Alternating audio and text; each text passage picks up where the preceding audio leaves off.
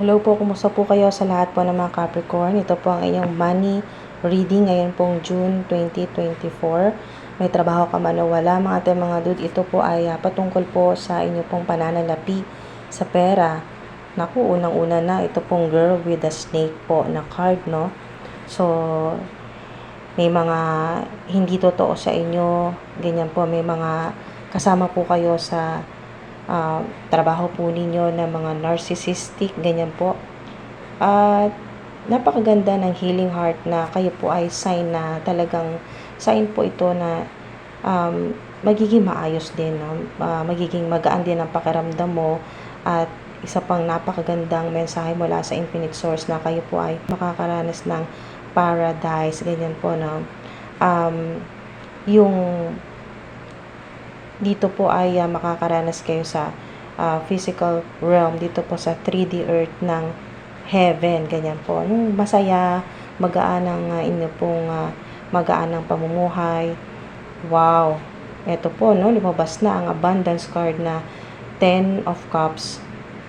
Yan po ay napakagandang confirmation, sign, o ito po ay pangako sa inyo ng Infinite Source na magiging maayos din ang lahat, magkakaroon ng healing.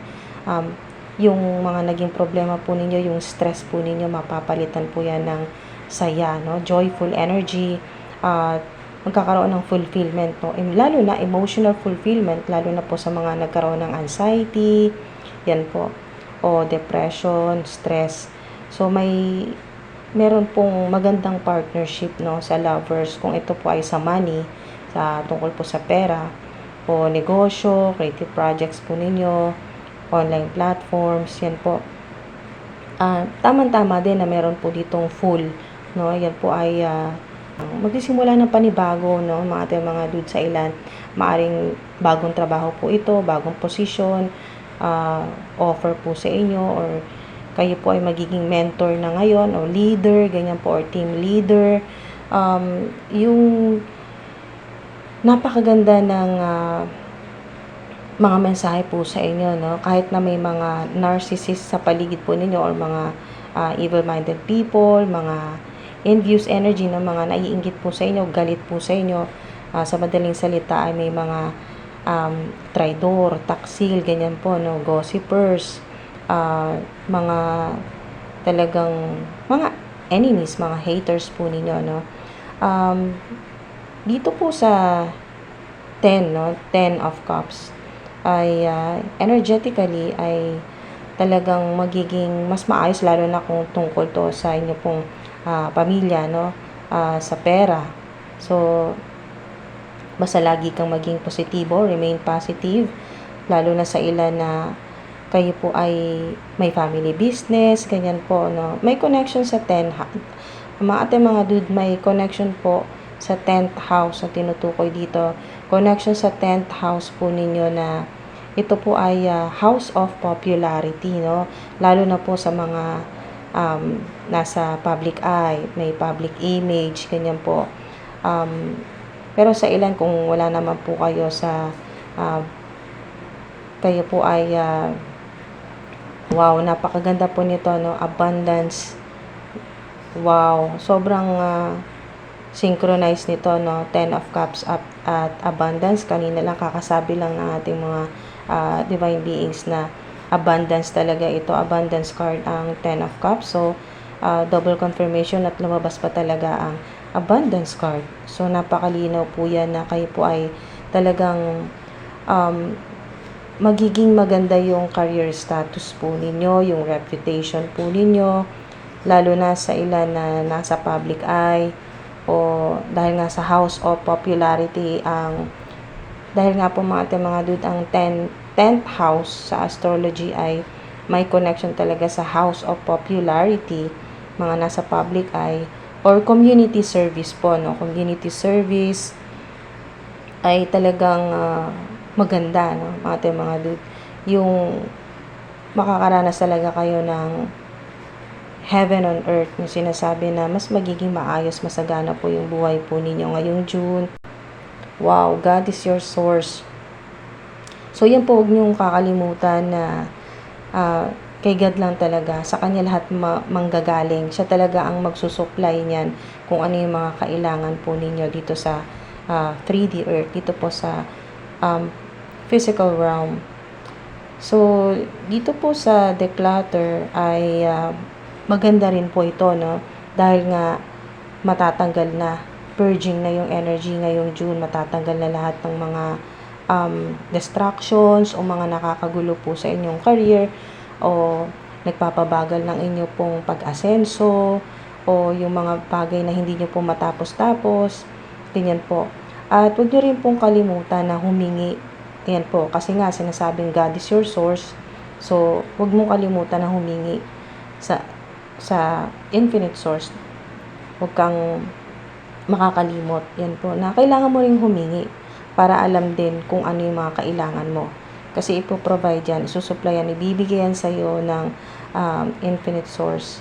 So, ingat na lang po sa ang ilan, no, may makakaranas po ng problema sa tiyan, ganyan po, stomach pain, o yung panlalabo ng mata, yung masusugatan, ingat po sa mga matatalim na bagay ngayon pong June, o yung sa ilan ay pagkirot po ng mga joints po ninyo, yung mga tuhod, ganyan po. Ito pong Leo ay konektado po dito sa third house po ninyo, no? Ito yung third house.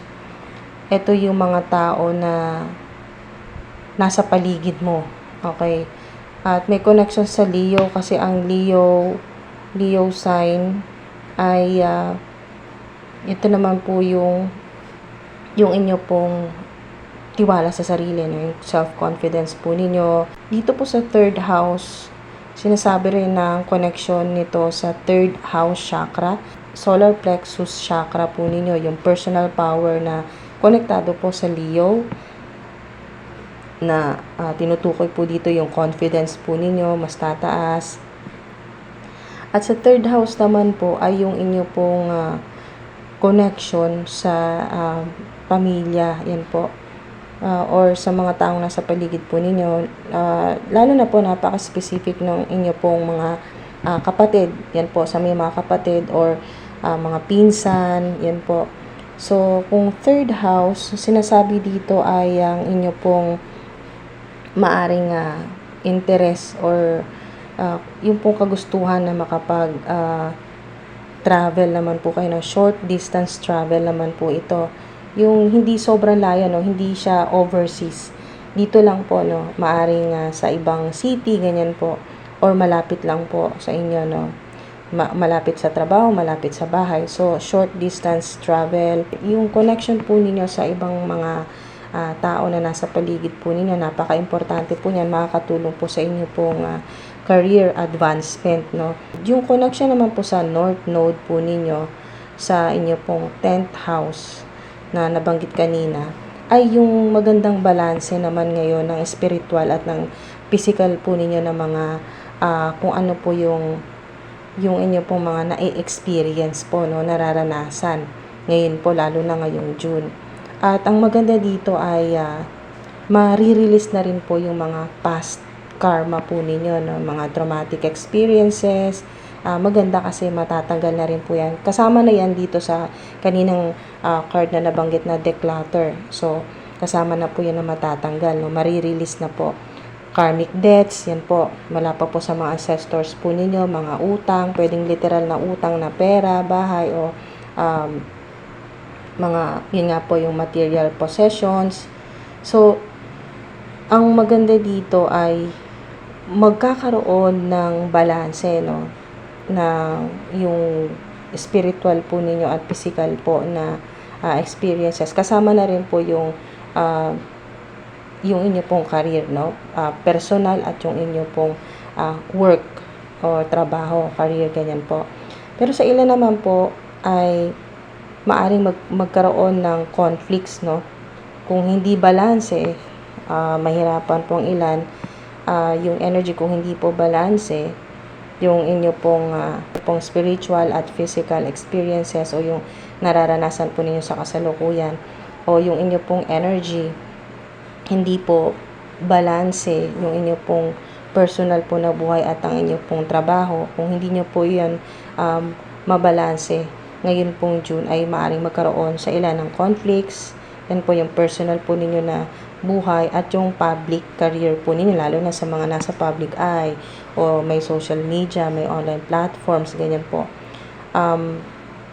Pero huwag po kayo mag-alala kasi nga mas lamang po dito yung energy ng abundance, ng Ten of Cups na yan po ay wish fulfillment, prosperity din po yan, at healing, at paradise, no? Kasama na rin po dyan yung travel, yan po, biyahe. Alright, so kasama na rin po dyan yung sa paradise, yung biyahe po ninyo, no? Lalo-lalo na po yung short trips lang po. Short distance travel po yung biyahe po ninyo. Maari pong, ito po ay confirmation na reading nyo po ito na magkakaroon na ng abundance, ng prosperity, wish fulfillment, ganyan po, or mararanasan nyo po yung heaven on earth dito po sa paradise card na kayo po ay maaring speaker, ganyan po, or yung trabaho po ninyo ay editing, or kayo po ay editor, or nagsusulat po kayo, research, ganyan po, researcher, o meron po kayong website, or kayo po ay electronic game development, yung trabaho po ninyo, or app developer, ganyan po, or electronic game developer, social media, yan po, may podcast, or may kinalaman po sa teaching, lecturing, public speaking, or madalas nyo pong makita ito pong mga numbers na to, no? Mga paulit-ulit po na mga numero na 10, 10, 1, 1, 11, 11, 4, 4, 4, 3, 3, 3. Yan po. Ingat po. Maraming salamat po mga dude.